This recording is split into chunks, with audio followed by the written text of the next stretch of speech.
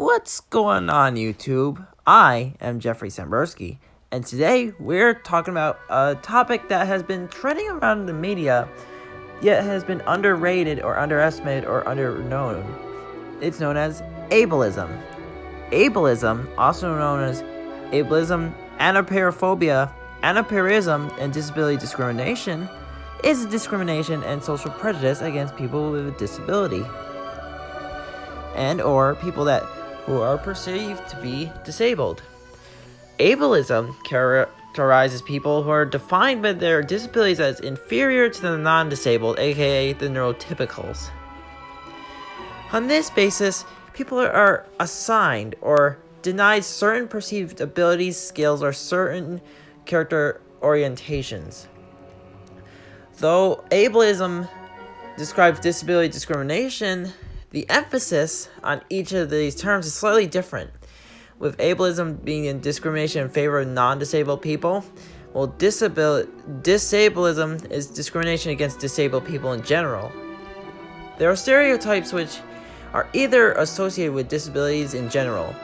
They are associated with specific disabilities. For instance, the presumption that all disabled people want to be cured, the presumption that wheelchair users also have an intellectual disability, or the presumption that blind people have some form of insight.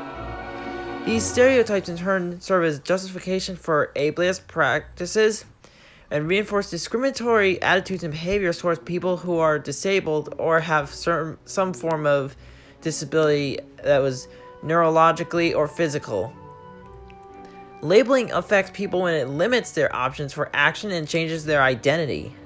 In ableist societies, disabled people are considered less valuable, or they have been seen as expendable.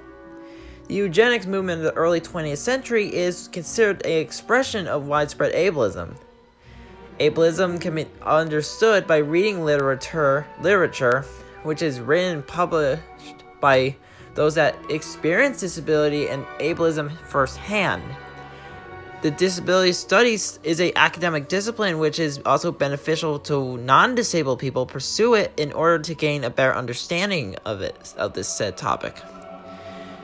Its etymology originating from able is in disable or disabled, and ism, like as in sexism or racism, is first known to be used and occurred in 1980s, 1985 to 1990 to be exact.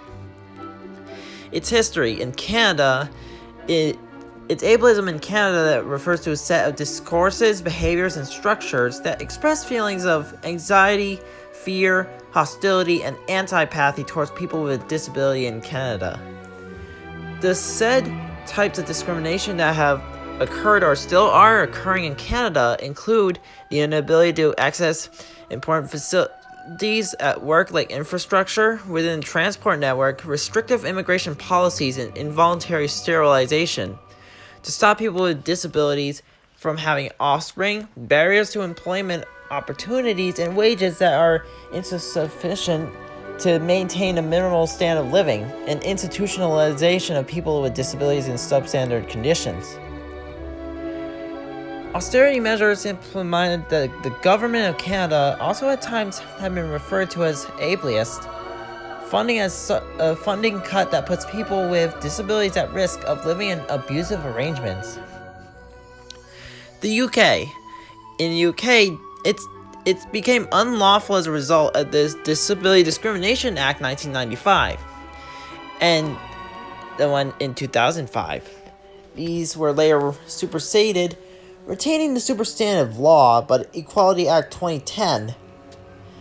This act brought together protections against multiple areas of discriminatory behavior, disability, race, religion, and belief, gender, sexual orientation, gender identity, age, and pregnancy, the so-called protected characteristics.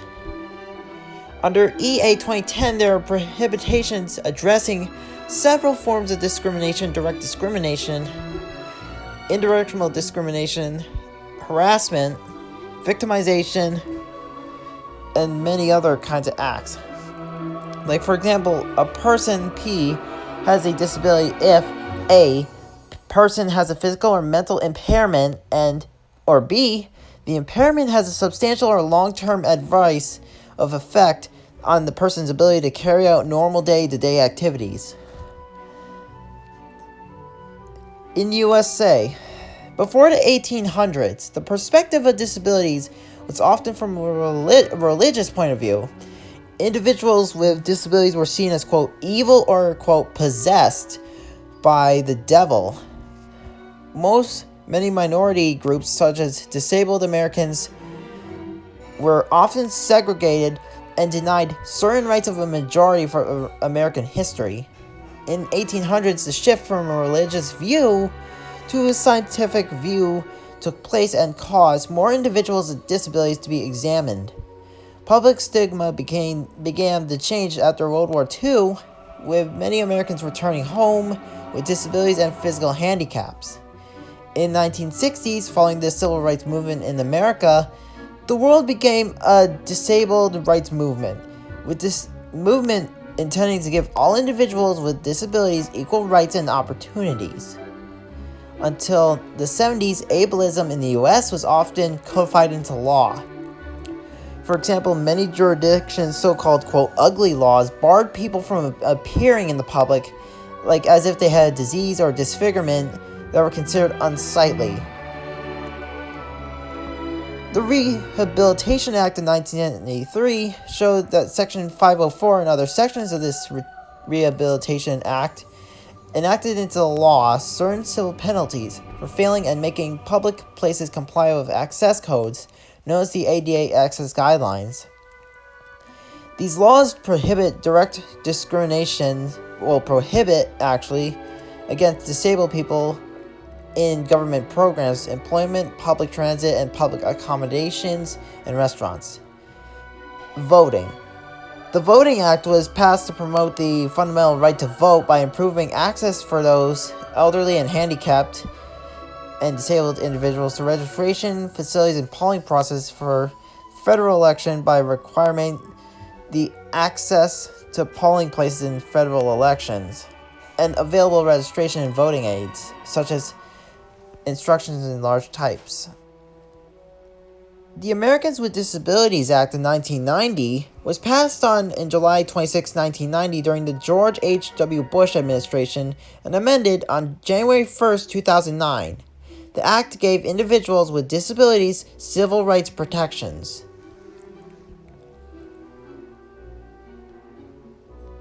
Workplace.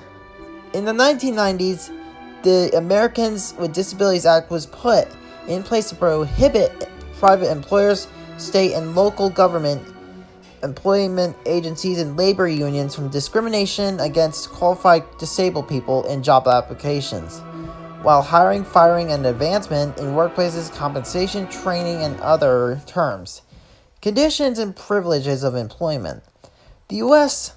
Equal Employment Opportunity Commission, also known as Eeoc, also plays a part in fighting against ableism by being responsible for enforcing federal laws that make it illegal to discriminate against a job applicant or an employee because of the person's race, color, religion, gender, including pregnancy, gender identity, and sexual orientation, national origin, age, 40 or older, for example, disability or genetic information. Despite legislation to reduce discrimination, roughly 13 million Americans with disabilities report difficulty finding a job. Healthcare. In England, Scotland, and Wales, it's permitted for an abortion to be performed on the basis of the fetus having physical or mental abnormalities. Schools. Ableism often makes the world unwelcoming and inaccessible for disabled people, especially in schools. An ableist would insert the disabled person needed to assimilate to the normal culture. For example, a disabled student needs to read text instead of listening to a tape recording of the text. In the past, schools have focused too much on fixing the disability, but due to the progression of reformation, schools are now focused on minimalizing the impact of a disability of a student and giving support, skills, and more opportunities to live a full life. Moreover, schools are required to maximize access to their entire community. In 2004, Congress made into the law of Individuals with Disabilities Education Act, which states that free the appropriate education eligible to children and teens and adults with disabilities with insurance of necessary services. Congress later amended the law in 2015 to include Every Student Succeeds Act, which guarantees equal opportunity for people with disabilities, full participation in society, and the tools for overall independent success. The media. Disabilities are not misrepresented in the media, but are underrepresented as well. While roughly 20% of the U.S. population is disabled or has some form of disability, only 2% of those played in TV and film have a disability. 95% of the time, disabled characters are played by actors and actresses who are not disabled. These common ways of framing disability are heavily criticized for being dehumanizing and failing to place importance on the perspectives of a disabled person. Disabled villain. One common form of media depiction of a disability is to portray villains with a mental or physical disability. Like Lindsay Rowe-Heveland notes for this instance, that villainous pirates are scraggly, wizened, and inevitably kitted out with a peg leg, eye patch, or hook hand. Where heroic pirates like Johnny Depp's Jack Sparrow, the disability of the villain is meant to separate them from the average viewer and dehumanize the antagonist. As a result, stigma forms from surrounding the disability with individuals that live with it. Inspiration. Inspiration is used to disabled person performing ordinary tasks as a form of inspiration. Criticism of this inspiration porn says that it distances disabled people from individuals who are not disabled and portrays it as an obstacle to overcome a rehab. Pitied character. In many forms of media, such as films and articles, a disabled person is portrayed as a character who is viewed as less than able, different, and sometimes an outcast. Like Hayes and Black, explored Hollywood films as the discourse of pity towards disability as a problem, a social, physical, and emotional confinement. This aspect of pity is heightened through the storylines in media focusing on the individual's weakness as opposed to strengths, and therefore leaving audiences a negative and ableist portrayal towards discrimination. The Supercrip Stereotype. The Supercrip narrative is generally a story of a person with a apparent disability, for example, autism, ADHD, or the wheelchair, who is able to overcome their physical difference and somehow accomplish an impressive task. In Thomas Hare's Eliminating Ableism in Education, he uses the example of a blind man who climbs Mount Everest as an example of the Supercrip narrative. The Paralympics are another example of the Supercrip stereotype, since they generally are a large amount of media attention and demonstrate disabled people doing strenuous physical tasks, although at face point this might be inspiring. Hare explains that many people with disabilities can view these stories as unrealistic expectations. Additionally, he mentions that Supercrip's stories are implying that disabled people are required to overcome their disability by performing these tasks to be seen as equal and avoid pity from those without this. Sports.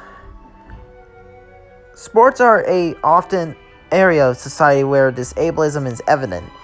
In sports media, disabled athletes are often portrayed as being inferior, when in reality, disabled people, athletes for this matter, are discussed in the media. There's often emphasis on rehabilitation and road to recovery, which is inherently a negative view on the disability.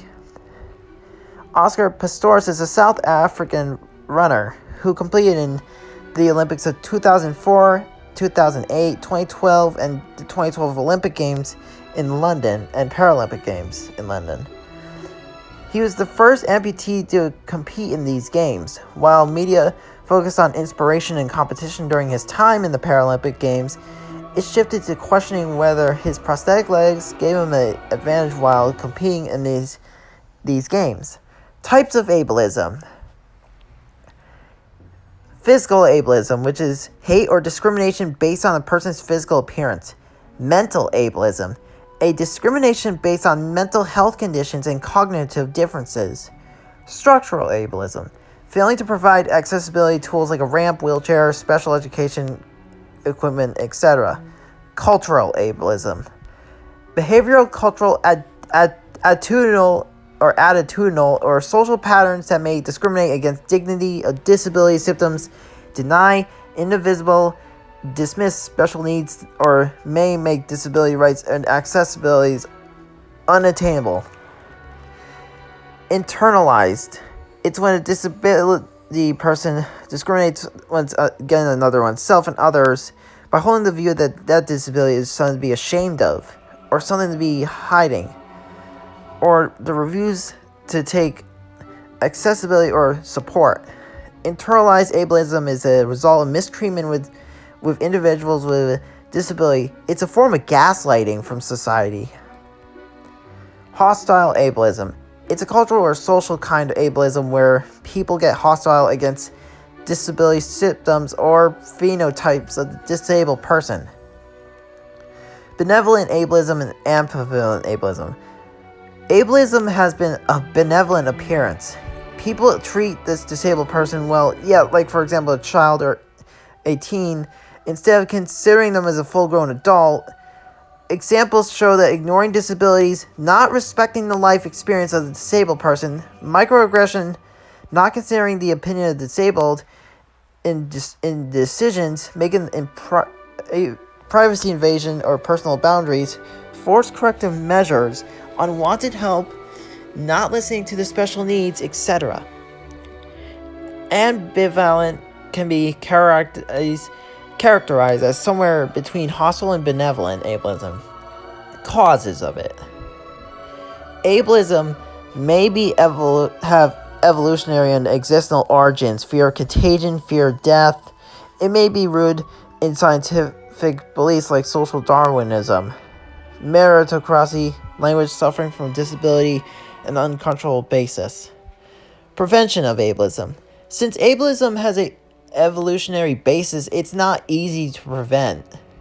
Some to prevent this are public awareness about it, awareness on less known conditions on invisible disabilities, teaching about neurodiversity and human diversity, public discussion on case studies and examples of ableism, encouragement to embrace mental health conditions. So, class, I hope you enjoyed that topic, the topic of ableism. Who can hold this ableism? Everyone can. Because ableism is a serious thing. Here are some examples of ableist holders that are ableist to the core. So, class, I hope you enjoyed that little lesson about ableism, and I hope you enjoyed it.